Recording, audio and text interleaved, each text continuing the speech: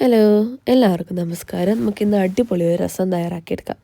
അതിനായിട്ട് മിക്സിയുടെ ചെറിയ ജാറിലേക്ക് ഒരു 1.5 സ്പൂൺ കുരുമുളക്, ഹോൾ കുരുമുളകാണ്, പിന്നെ 1.5 സ്പൂൺ ജീരകം, 1 സ്പൂൺ പച്ച ഉലുവ, പിന്നെ അത്യാവശ്യം വലുപ്പമുള്ള ഒരു വെളുത്തുള്ളി.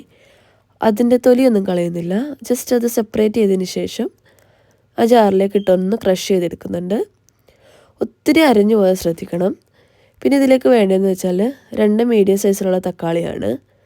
പിന്നെ പാൻ അടുപ്പ് വെച്ചതിന് ശേഷം വെളിച്ചെണ്ണ ഒഴിച്ച് കടുക് പൊട്ടിച്ച് അതിലേക്ക് കറിവേപ്പില ഇട്ടതിന് ശേഷം നമ്മൾ ഈ ക്രഷ് ചെയ്ത് വെച്ചേക്കുന്ന ഈ ഒരു മിക്സ് കൂടി ഇട്ട് ഒന്ന് ജസ്റ്റ് വഴറ്റിയെടുക്കുന്നുണ്ട്.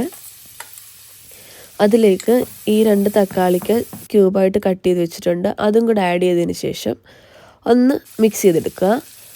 അതിലേക്ക് നല്ല ചൂട് വെള്ളമാണ് ഒഴിക്കുന്നത്. ഏകദേശം 2 കപ്പ് വെള്ളമുണ്ടിത്.